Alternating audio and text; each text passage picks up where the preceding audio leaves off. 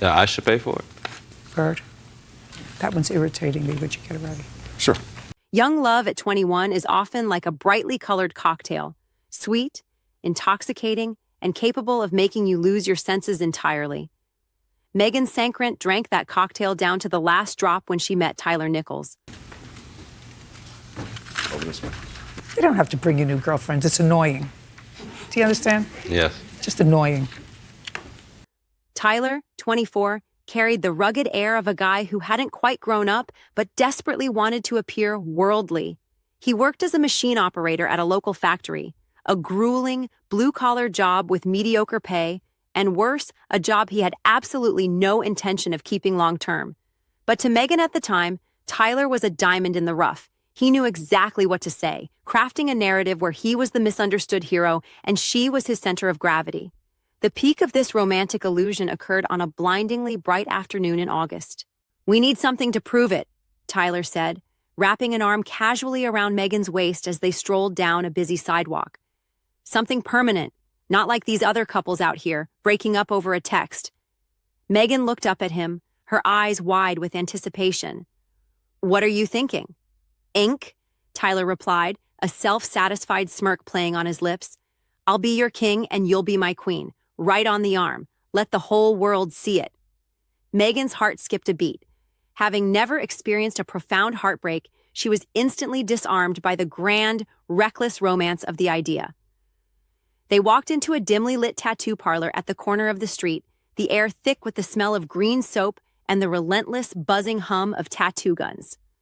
But when the artist wiped away the excess ink, revealing the freshly etched crowns on their skin, and handed over the bill, the romantic atmosphere fractured. Tyler began patting down the pockets of his worn denim jeans, his face contorting into a mask of exaggerated confusion.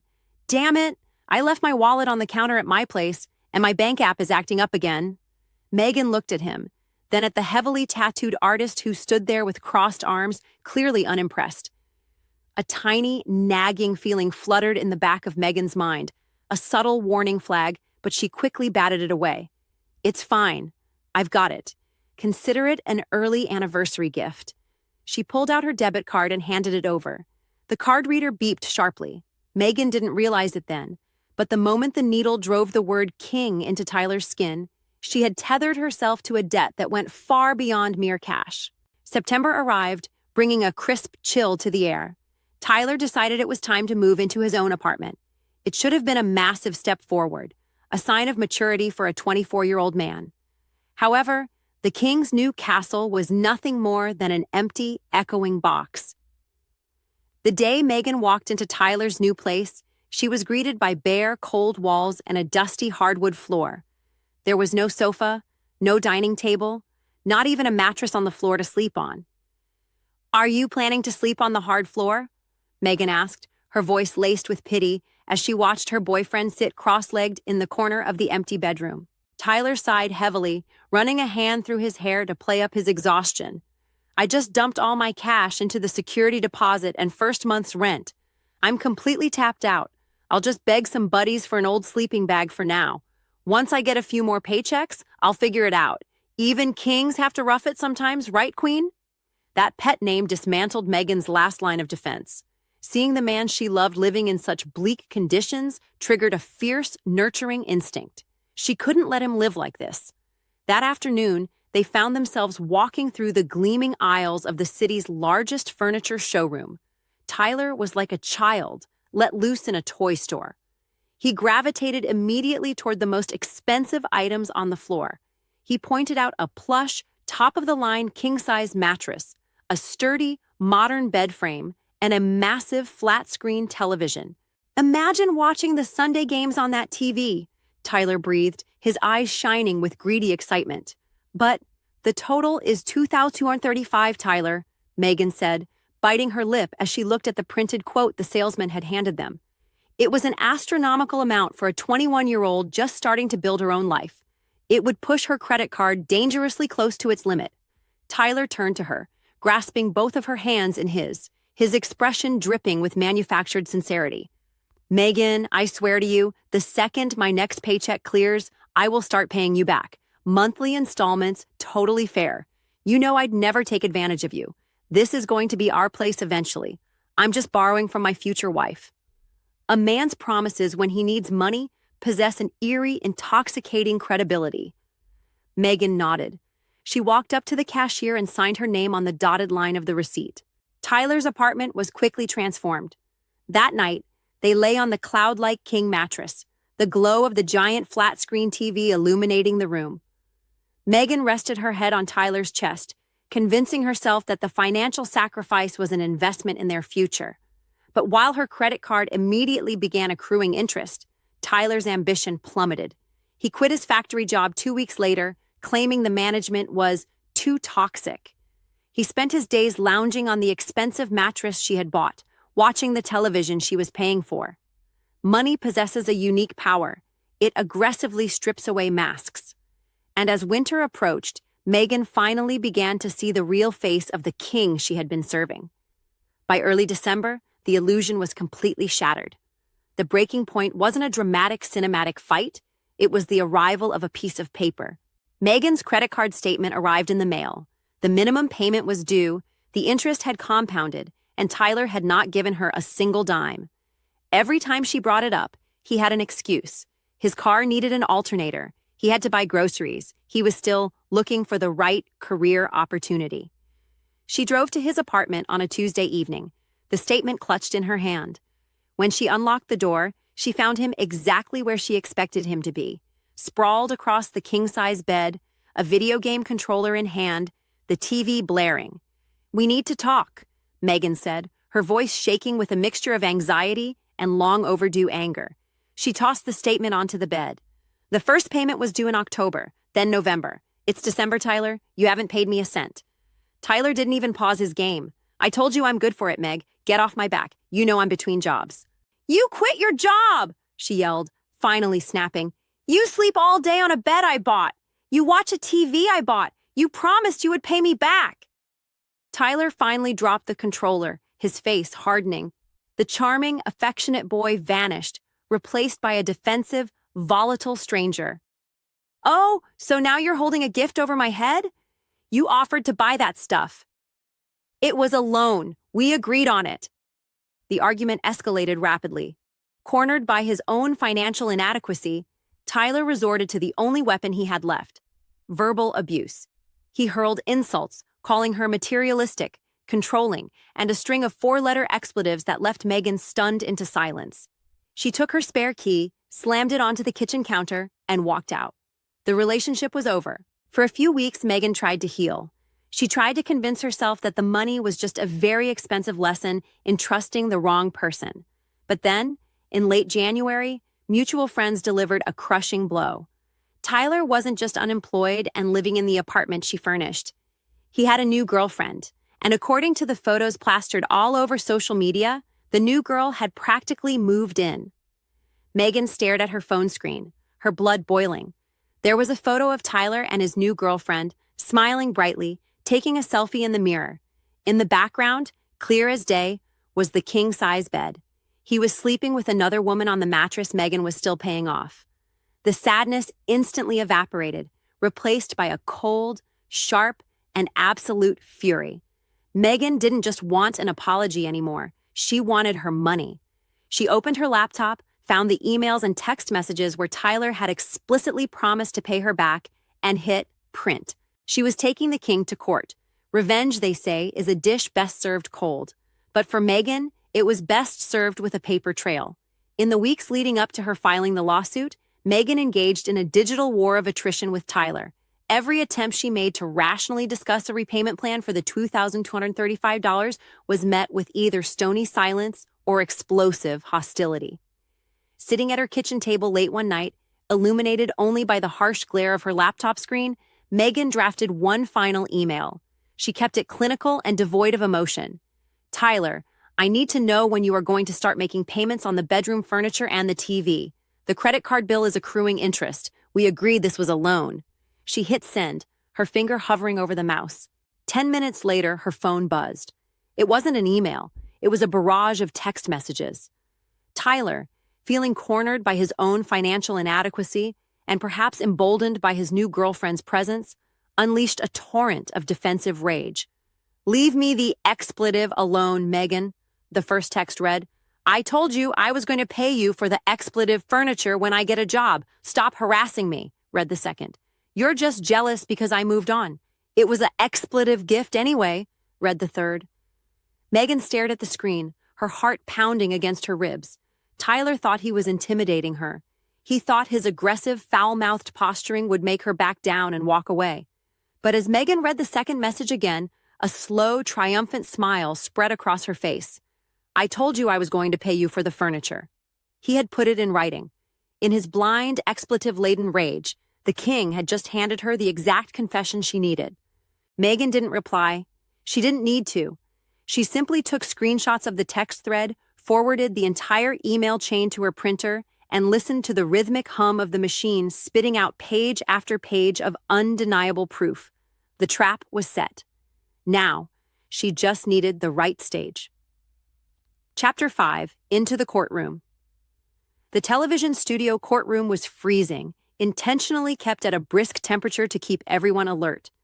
The mahogany benches gleamed under the bright studio lights, and the heavy wooden doors at the back of the room felt like the gates to an arena. Megan stood at the plaintiff's podium, her hands clasped tightly together to stop them from trembling. She wore a modest, professional blouse, determined to look exactly like what she was, a responsible young woman who had been taken advantage of. Across the aisle, standing at the defendant's podium, was Tyler. He looked entirely unbothered, wearing a slightly wrinkled button-down shirt, shifting his weight from foot to foot with an air of arrogant boredom. He still possessed that same smirk, the one that used to make Megan weak in the knees but now just made her stomach churn. But the real kicker wasn't Tyler's attitude. It was the gallery behind him. Sitting in the first row of the audience, legs crossed, aggressively chewing a piece of gum, was the new girlfriend. She glared at Megan, whispering to the person next to her and letting out a soft, mocking laugh. Tyler had brought her here as a cheerleader, a psychological weapon designed to make Megan feel small and discarded. Suddenly, the bailiff's booming voice echoed through the room. All parties in the matter of Sankrant versus Nichols, step forward. Order in the court. The heavy oak door behind the bench swung open, and the Honorable Judge Judy stepped out. She moved with a sharp, undeniable authority, her black robe flowing, the iconic white lace collar pinned perfectly at her neck. She took her seat, peered over her glasses, and the room instantly fell into a breathless silence. 21-year-old Megan Sankrant is suing her ex-boyfriend, 24-year-old Tyler Nichols, for loans to buy bedroom furniture and matching tattoos. The judge read from the file, her tone already laced with a lethal dose of skepticism. She turned her sharp gaze to Megan. Miss Sankrant, this used to be your boyfriend. While he was your boyfriend, he didn't have any money. You laid out the money for his tattoo, and sometime after that, he used your credit card to purchase furniture. And he still hadn't paid you for the tattoo? Right, Megan nodded, feeling a flush of embarrassment at how foolish it sounded out loud. Do you still have the tattoo? The judge asked. Yes, but it's covered, Megan replied. It was king, and then mine was queen. Judge Judy sighed, shaking her head. I really have to get my hearing checked. Everybody better go to articulation classes. She quickly pivoted to Tyler, her eyes narrowing. Now, you moved into an apartment? You didn't have any furniture? How did you get it? She offered to get it, Tyler mumbled, leaning casually on the podium. She helped me pick it out, basically. And you never made any payments on it? No, never, Tyler admitted, seemingly oblivious to the trap closing around him. What kind of work were you doing, Mr. Nichols? I worked in a factory as a machine operator. Still there? No, Tyler said, shifting uncomfortably under the intense scrutiny. Right now, I'm currently looking for a job. Chapter 6. The gavel falls. The tension in the room was palpable. Judge Judy leaned forward, interlacing her fingers. She had dealt with thousands of deadbeats, but Tyler's specific brand of audacity required a special kind of dismantling. And what kind of furniture did she buy you? The judge asked, her voice dangerously calm. It was a mattress, king size, a bed frame, and a TV, Tyler listed. Judge Judy paused, letting the silence stretch out for a devastating few seconds. And you have a new girlfriend? Tyler blinked, thrown off guard by the sudden personal question. Yes. Do you watch the TV with your new girlfriend? Yes. And you sleep on the mattress in the frame? Yes. Do you think it's right that the plaintiff pays for that? Judge Judy's voice cracked like a whip. Tyler stammered, his confident facade finally cracking. I mean, it was a gift. It might have been, I'm just asking if you think it's right that you pay for it, the judge barked, cutting him off completely.